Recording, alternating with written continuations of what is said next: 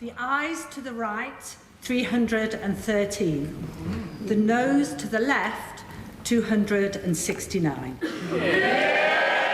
A victory for the Prime Minister, and the majority bigger than he perhaps hoped. His Rwanda bill getting through its first vote in the Commons, a stay of execution tonight. For days, MPs have been threatening to vote his Rwanda plan down. Instead, 37 of his own MPs chose to abstain. His Christmas nightmare turned to a festive reprieve. This former Deputy PM squarely behind the current one. A real victory for him tonight, or is it rather a defeat delayed?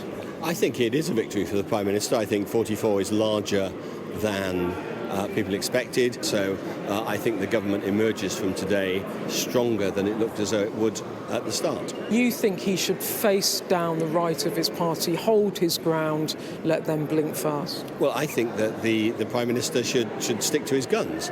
But on the right of the party a warning. The chair of the Brexiteer ERG group clear there must be major changes to the bill next year. I spoke to Damian Green. He said that the government majority tonight showed that the Prime Minister had a majority to get this through the House without significant amendments, and it was time he faced you lot down.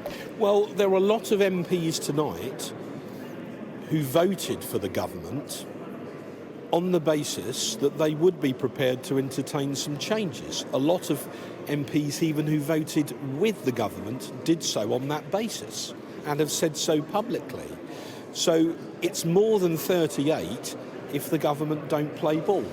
The Prime Minister had spent the day attempting to head off a political storm, holding court with an endless carousel of rebels behind closed doors as he sought to stave off a full-blown rebellion. Rwanda. In the Commons, Rishi Sunak appeared briefly to see his flagship policy introduced. International law. Side by side with his Home Secretary, behind him a more hostile crowd. The PM's once close ally, Robert Jenrick, who resigned over this bill, now a rebel ringleader. The test of this policy is not, is it the strongest bill we've done? It's not, is it a good compromise? It's, will it work? That is all the public care about. This bill could be so much better. Let's make it better.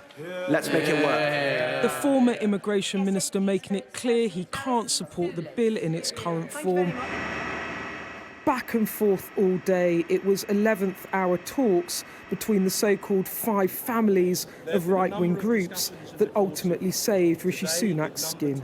We have decided collectively that we cannot support the bill tonight because of its many omissions.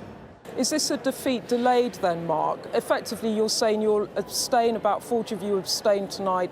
It edges through. If there's no changes, you vote it down. To be fair, I think we've been very clear in what we were saying. Another day of high drama here in Parliament, and the verdict's now in. The Prime Minister seeing off a very dangerous moment indeed. But this is a threat, delayed and not resolved. As one leading rebel put it to me tonight, this bill's been allowed to live another day, but without amendments, it will be killed next month. It's now up to the government to decide what to do next. Tonight, the PM will be hugely relieved. He can perhaps now dare to relax ahead of Christmas.